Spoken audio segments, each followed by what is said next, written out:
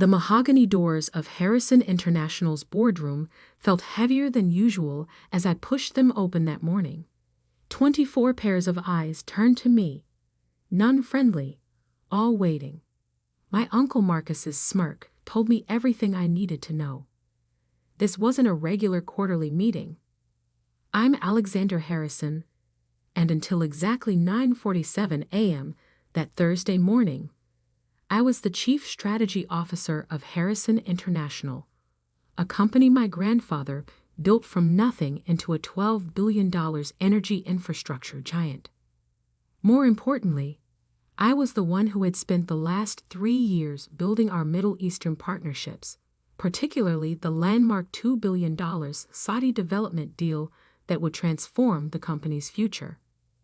"Sit down, Alexandra," Uncle Marcus commanded from the head of the table, my father's old seat.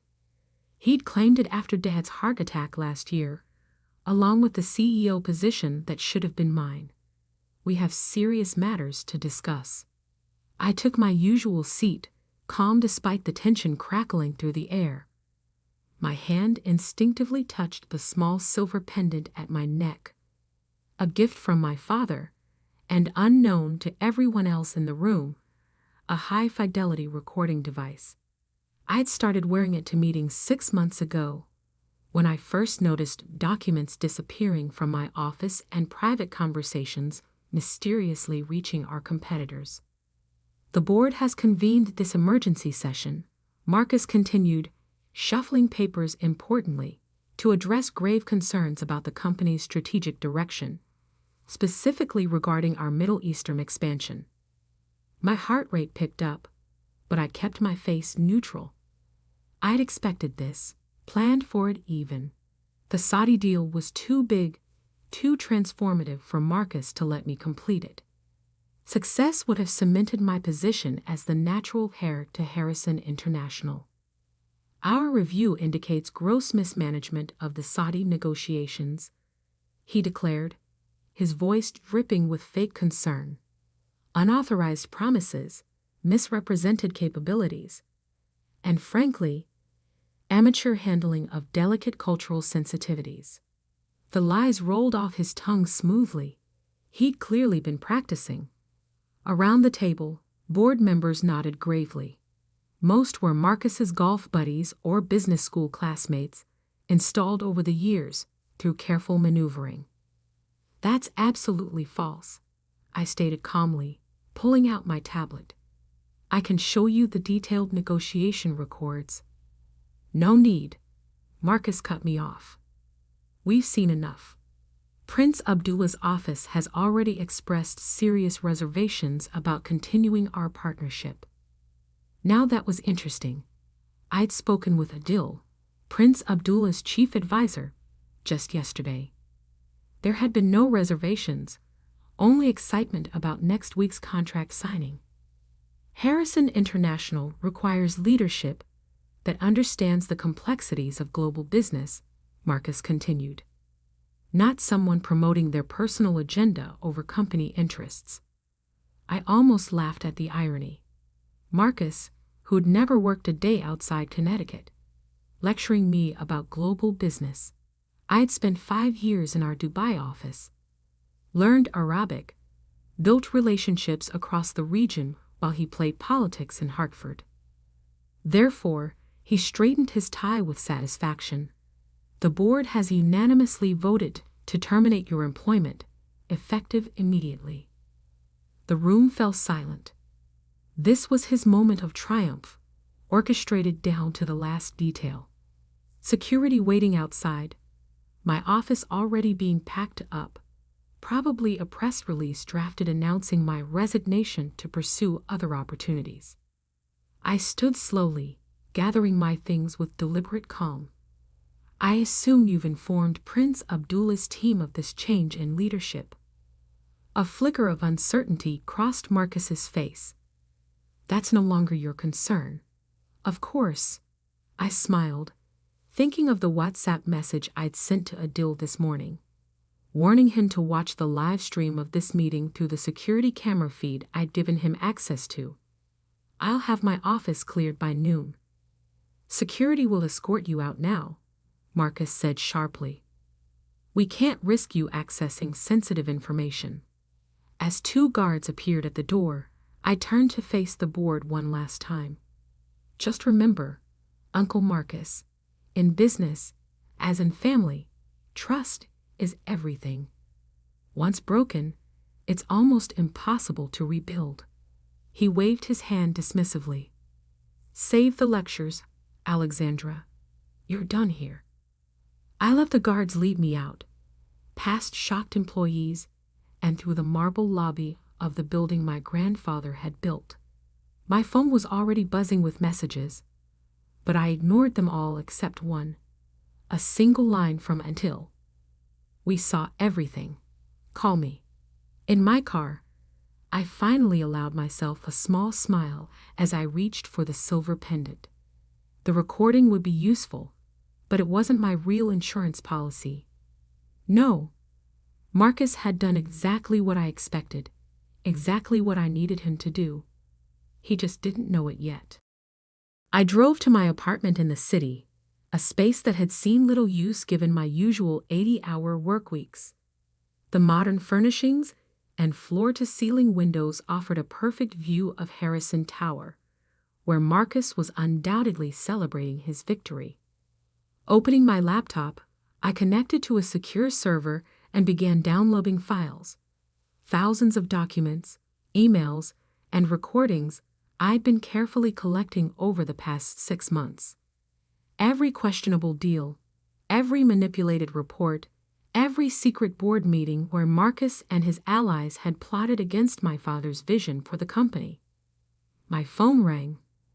Adil's private number. Your uncle is a fool, he said without preamble. The prince is furious. That man doesn't understand the first thing about respect or family honor. No, I agreed. He doesn't. But he understands greed perfectly well. We're withdrawing from all negotiations with Harrison International, Adil confirmed. The prince has already signed the termination papers. But Alexandra, he's very interested in your alternative proposal. I looked at the business plan open on my screen. 3 years of work, carefully hidden from Marcus and his spies.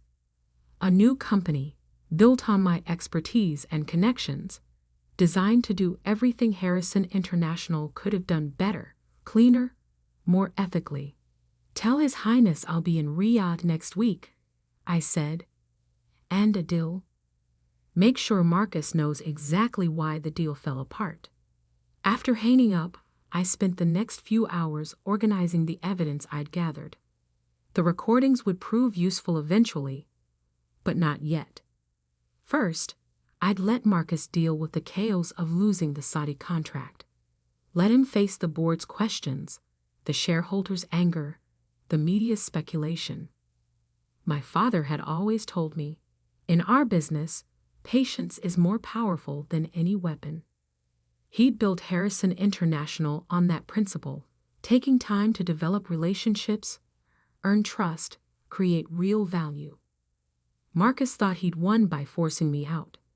He didn't realize he just freed me to do what I'd been preparing for all along. The company my grandfather built might be lost to greed and betrayal, but its legacy would live on, just not in the way Marcus expected. My phone buzzed again, a news alert this time. Harrison International's stock had dropped 12% on rumors of the Saudi deal's collapse. Another message followed, this one from my father's old friend on the board. What have you done? Nothing yet, I whispered, touching the silver pendant. But tomorrow everything changes. Standing at my window, watching the sun set behind Harrison Tower, I felt a strange mix of sadness and anticipation. The company had been my life, my legacy, my future. Now it was my past. But as I reviewed my plans for what came next, I couldn't help but smile. Marcus thought he'd written the end of my story. He didn't realize he just helped me begin a new one. The real work would start tomorrow. But tonight, I had one more call to make, to a small but influential investment bank in Dubai, run by Prince Abdullah's cousin. After all, a new company would need funding, and I knew exactly where to find it. My uncle had taught me one valuable lesson. In business, like in war, you don't just plan for the battle in front of you. You plan for the war to come. 3 days after my dramatic exit from Harrison International, I sat in my home office watching Marcus unravel on live television. The business news ticker told the story. Harrison International stock plunges 31% as Saudi deal collapses. CEO Marcus Harrison to address shareholders. My uncle looked nothing like the smug victor who'd fired me earlier that week. His silk tie was slightly askew, dark circles shadowed his eyes, and sweat beaded on his forehead as he faced the press. The temporary suspension of negotiations with our Saudi partners is merely a standard review process, he insisted, his voice lacking its usual confidence. Harrison International remains committed to our Middle Eastern expansion strategy. I muted the TV as my secure phone line rang. The caller ID showed a Dubai number. Alexandra, Prince Abdullah's smooth voice filled my ear. I trust you're enjoying the morning news? Immensely, Your Highness, I replied, suppressing a smile. Though I suspect Marcus isn't sharing your entertainment. Indeed not. Especially after this morning's meeting with our banking consortium. The prince's tone carried a hint of satisfaction. They've frozen the preliminary financing for all Harrison International projects in the region. Your uncle seems to lack your delicate touch with relationship management. I thought of the hundreds of hours I'd spent building those relationships, the late-night meetings, the careful negotiations, the respect earned through understanding their culture and business practices. Marcus had assumed those connections would transfer to him automatically. His first mistake of many. Thank you for your support, Your Highness. I hope to repay your confidence soon. About that, he said, my team has reviewed your proposal. We're very interested, but some of our partners have concerns about potential litigation from Harrison International. Actually, I opened my laptop, pulling up a secure folder. I've prepared detailed documentation addressing those concerns. Would tomorrow be too soon to present it to your legal team? The prince chuckled. Always prepared, aren't you? Very well. My jet will be at Teterboro Airport at 9 a.m. Don't worry about a visa. It's been arranged. After ending the call, I turned back to the TV. Marcus was still talking, making promises he couldn't keep about contracts that no longer existed. Part of me felt guilty watching my family's company implode, but I pushed the feeling aside. Marcus had made his choice when he betrayed not just me, but everything my grandfather and father had built. My phone buzzed with a text from Sarah Chen, my father's former executive assistant who now worked for Marcus. He's called an emergency board meeting for tomorrow morning. Completely panicking. Thought you should know. I'd stayed in touch with Sarah after my father's heart attack, recognizing a kindred spirit who valued loyalty over politics. She'd been my eyes and ears inside Harrison International for months, warning me about Marcus's schemes long before he made his move. Thanks, I texted back. Stay safe. Things might get rough soon. Opening my laptop, I began reviewing the presentation I'd prepared for Prince Abdullah's team. The plan was ambitious, a new company that would revolutionize energy infrastructure development across the Middle East and North Africa. Sustainable technologies, local partnerships, and transparent operations. Everything Harrison International should have been, but wasn't under Marcus's leadership. My phone buzzed again. Another news alert. Harrison International faces shareholder lawsuit over Saudi deal collapse. Right on schedule. I'd known the lawsuit was coming. Martin Ross, one of our largest institutional investors, had called me yesterday, furious about the deal's collapse. I'd expressed appropriate sympathy and casually mentioned certain board meeting minutes that might interest his legal team. Documents that showed Marcus had been warned repeatedly about misrepresenting the company's capabilities to Middle Eastern partners. The doorman buzzed. My evening appointment had arrived. David Parker, Harrison International's former chief financial officer, stepped into my apartment looking nervous but determined. My father had hired David 20 years ago, and Marcus had forced him into early retirement last year. "Are you sure about this?" he asked, setting his briefcase on my dining table. "Once we start, there's no going back." I poured us both coffee, strong and black, the way we drunk it during late nights at the office reviewing contracts and financial projections. "Marcus made his choice," I said firmly. "Now it's time to make ours." David nodded, opening his briefcase. "I've gone through everything you sent me. The pattern is clear: systematic manipulation of project costs, hidden fees, inflated profit projections. Marcus wasn't just trying to push you out, he was setting up a massive fraud." "Show me," I said, pulling my chair closer. For the next 3 hours, we pored over financial statements, internal audits, and project reports. David's expertise revealed what I'd suspected but couldn't prove. Marcus had been cooking the books for years, hiding losses and inflating profits to maintain control of the board. The Saudi deal would have exposed everything, David explained, pointing to a particularly creative bit of accounting. The level of scrutiny from their auditors would have uncovered all of this. That's why he had to stop it. And why he had to get rid of me, I added. I knew too much about the real numbers. Exactly. David sat back, looking tired, but satisfied. "What's your next move?" I walked to the window, looking out at the city lights. "Tomorrow, I meet with Prince Abdullah's team in Riyadh. Next week, we launch Harrison Global Partners." "Using your mother's maiden name," David noted. "Nice touch. The Harrison name still means something in this industry," I said, "just not at Harrison International anymore." David was quiet for a moment. "Your father would be proud, you know.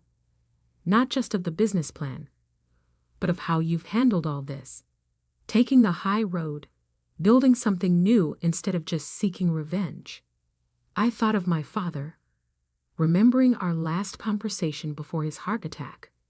He'd warned me about Marcus, made me promise to protect his legacy. At the time, I thought he meant the company. Now I understood he meant something more important: integrity, vision, the right way of doing business. "Will you come with me?" I asked David. "I need a CFO I can trust." He smiled, gathering his papers. "I thought you'd never ask. Someone has to keep your books straight." After David left, I spent another hour refining my presentation for tomorrow. The pieces were falling into place: financing from Prince Abdullah's consortium, operational expertise from David and other former Harrison International executives Marcus had pushed out, contracts ready to be signed with key clients who had followed me. My phone buzzed one last time that night. An email from Adil. "Board meeting didn't go well for your uncle. 3 directors resigned. Others asking questions about financial reports. He's scared." Good, I thought. He should be. The next morning, as my car approached Teterboro Airport, I saw the Harrison International logo on a billboard. My grandfather's signature turned into a corporate symbol. Soon that logo would be as outdated as Marcus's way of doing business. My new company's logo was already designed, incorporating elements of Islamic geometry with modern clean lines. A bridge between cultures, just like our business model. Prince Abdullah's team had seen preliminary sketches and approved enthusiastically. The private jet waited on the tarmac, its engines already warming up. As I climbed the stairs, I remembered another flight 5 years ago, my first trip to Dubai, sent by my father to learn the business from the ground up. I'd been nervous then, unsure of my place in the family empire. Now, boarding another plane to the Middle East, I felt only certainty. Marcus thought he'd ended my career. Instead, he'd forced me to create something better, something truly mine. My phone buzzed as I settled into my seat. Sarah again. Marcus just fired the entire Middle East division. Complete chaos here. I turned off my phone as the jet began taxiing. Let Marcus burn bridges. I was building new ones. The 14-hour flight to Riyadh gave me time to perfect my presentation and review the contracts David had prepared. Everything had to be perfect. This wasn't just about business anymore. It was about showing a better way to operate in a complex global environment. I thought about the recording still saved in my silver pendant, evidence of Marcus's lies and manipulation. I hadn't released it yet, hadn't needed to. His own actions were doing more damage than any exposed secrets could. As the plane crossed the Atlantic, I opened my father's old notebook, a leather-bound journal he'd carried for 30 years. His business philosophy was scattered throughout its pages. Wisdom I'd only now begun to fully appreciate. Success in business, he'd written, is like playing chess. You don't win by making the most aggressive moves. You win by positioning yourself so carefully that your opponent's own moves become their undoing. Marcus was aggressive, playing for quick wins and immediate gratification. I was playing a longer game, one that would reshape not just one company, but an entire industry. The sun was setting over the Saudi desert when we began our descent into Riyadh. In the fading light, the modern skyline looked like something from a science fiction movie, a vision of the future rising from ancient sands. My future was out there too, waiting to be built. Tomorrow, I would stand before Prince Abdullah and his advisors, not as a displaced heir to a troubled company, but as the founder of something new and transformative. Marcus had taught me one final lesson. Sometimes losing everything is the only way to discover what you're truly capable of building. As the plane touched down, my phone reconnected to the network. Dozens of messages waited, but only one mattered. From Martin Ross, the institutional investor. Board meeting leaked. Marcus claiming Saudi deal collapsed due to your interference. Demanding investigation. I smiled, thinking of the documents waiting in my briefcase. Proof of every real reason the deal had failed, every lie Marcus had told, every ethical line he'd crossed. Let him investigate. Let him dig deeper. The hole he was digging would only make his fall more spectacular. Tomorrow would bring new challenges, new opportunities, new battles to fight. But tonight, watching the Riyadh lights grow closer, I felt only peace. The kind of peace that comes from knowing you're exactly where you're supposed to be, doing exactly what you were meant to do. Marcus thought he'd written my ending. He didn't realize he'd only written my beginning. The Riyadh sun was just rising when my phone rang. Sarah's voice was urgent. Alexandra, turn on CNBC now. I flicked on the hotel room's television just in time to see the breaking news banner. Harrison International CEO Marcus Harrison steps down amid financial scandal. Emergency board meeting called. My uncle's carefully constructed world was crumbling, faster than even I had anticipated. 3 weeks had passed since my presentation to Prince Abdullah, and his team. 3 weeks that had changed everything. The board received an anonymous package this morning, Sarah continued. Full documentation of every fraudulent transaction, every manipulated report. They're saying the SEC has opened a formal investigation. I touched the silver pendant at my neck, still containing its damning recording, still unused. I hadn't needed it. Marcus had done exactly what I'd expected. As pressure mounted, he'd gotten sloppy, desperate, started making mistakes. How bad is it? I asked, though I already knew the answer. Bad, Sarah confirmed. The auditors found everything: hidden accounts, inflated contracts, millions in unauthorized consulting fees. Some board members are already calling for criminal charges. I turned up the volume as a financial analyst appeared on screen. This could be the biggest corporate fraud case since Enron. The question isn't whether Harrison International will survive, but in what form. My other phone, the secure line, buzzed with a text from Prince Abdullah. Time for phase 2. Yes, I replied. Launch everything. Within hours, press releases went live across 3 continents.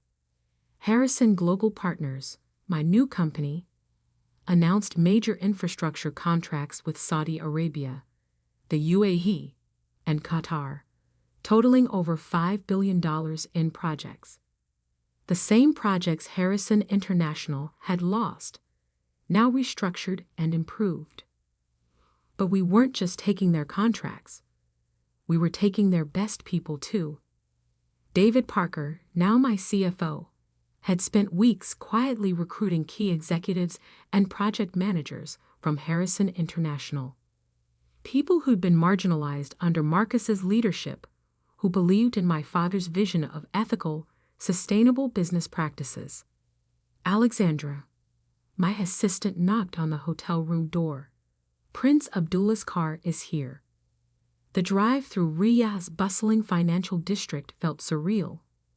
Massive digital billboards already displayed our new company logo, modern yet respectful of traditional design, just like our business model. In the prince's private office, dozens of people waited. Business leaders, government officials, media representatives. This wasn't just another contract signing.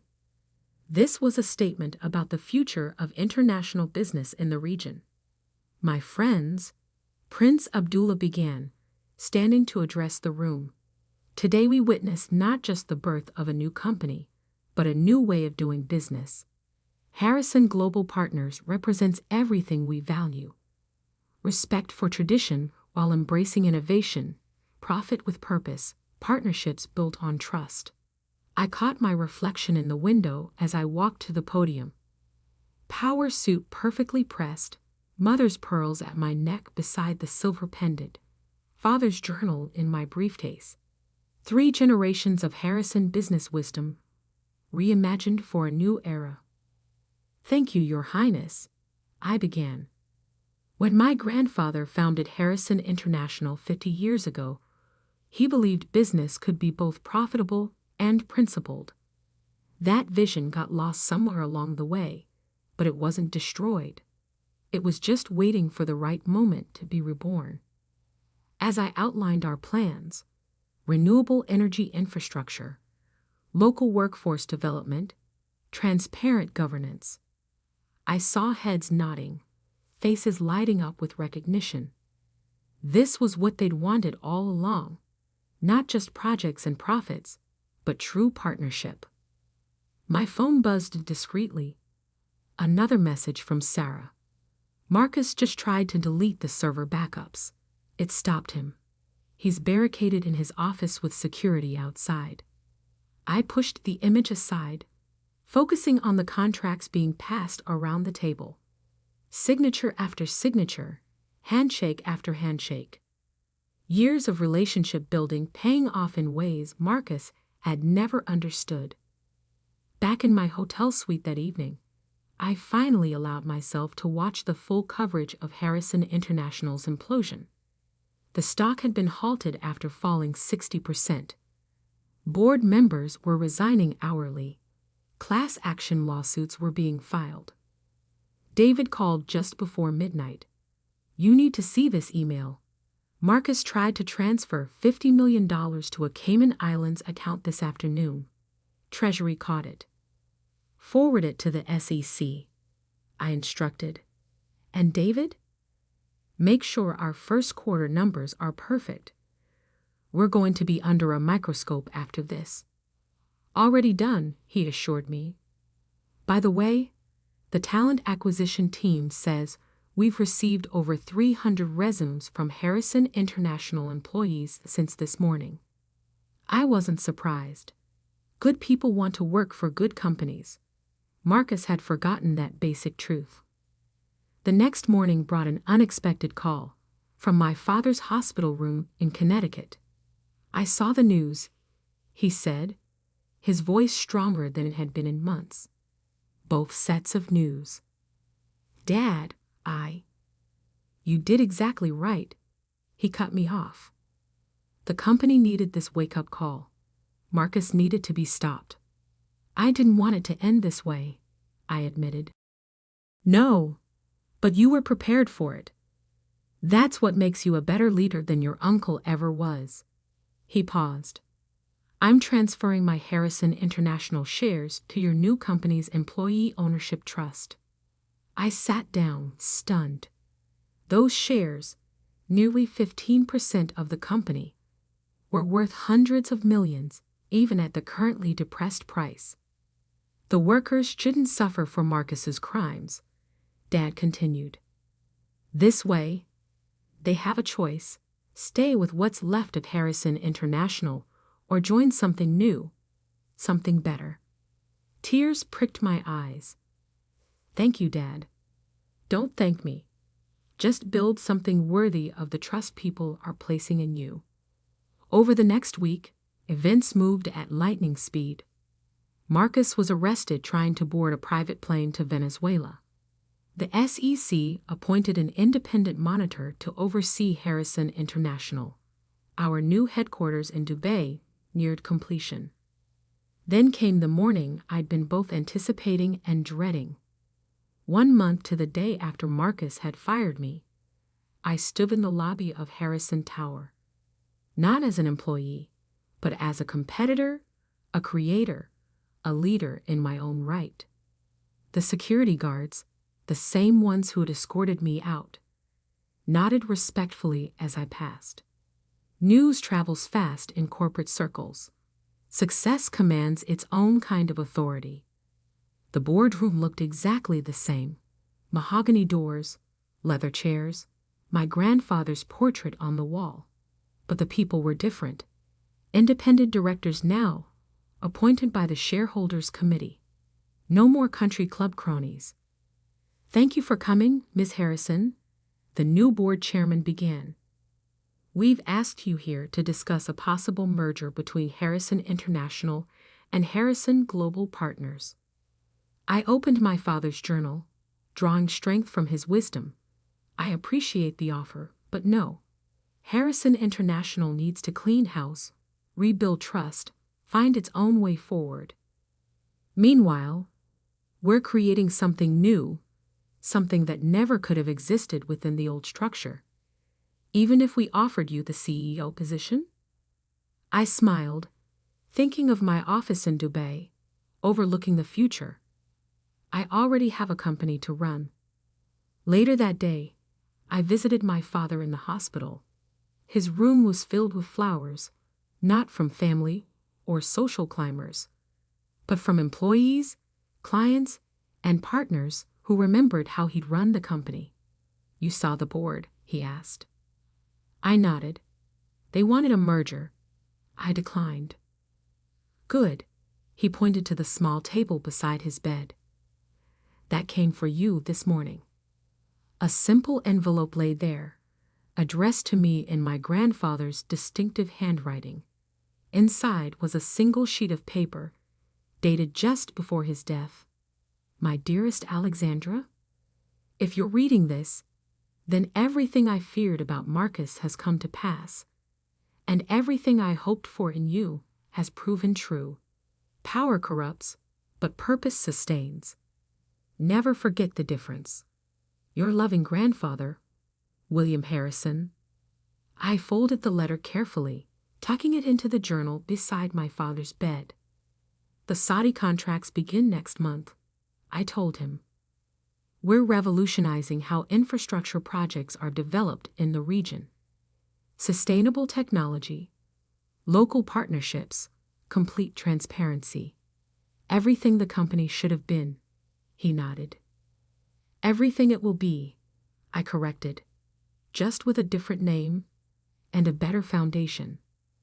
1 year later, I stood on the stage at the Middle East Energy Conference, accepting the Innovation in Sustainable Development Award.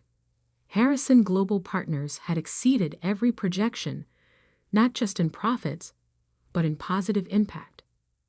Marcus watched the ceremony on a prison television, serving year 1 of a 15-year sentence for securities fraud. The company he tried to steal had collapsed under the weight of his crimes, but its people had found new homes, new purposes, new futures. As I looked out over the audience, faces from a dozen countries, cultures, and backgrounds, I saw not just business success, but my grandfather's vision reborn. Power used wisely, profit with principle, purpose aligned with progress. Business is never just about money, I told them. It's about legacy, about the kind of world we help create. Sometimes the worst betrayals lead us to our best opportunities. Sometimes losing everything shows us what we're truly meant to build. My silver pendant lay in a desk drawer back in Dubai, its recorded evidence never needed. Marcus had destroyed himself more thoroughly than any exposure could have managed. I'd learned my father's lesson well. Patience is more powerful than revenge. That evening, watching the sun set over the Persian Gulf from my office, I opened my grandfather's old leather portfolio, now containing contracts and proposals for the next phase of Harrison Global Partners' expansion. The future stretched out before us, bright with possibility. My phone buzzed. Prince Abdullah's number. Ready to discuss the African expansion? I smiled, reaching for my father's journal. Time to write the next chapter. Marcus had tried to end my story. Instead, he'd helped me begin a better one. Sometimes that's how legacy works, not passing down what was, but building what should be. The Harrison name still stood for something in the business world, just not what Marcus had tried to make it. Something better, something lasting, something true. And that was the greatest victory of all.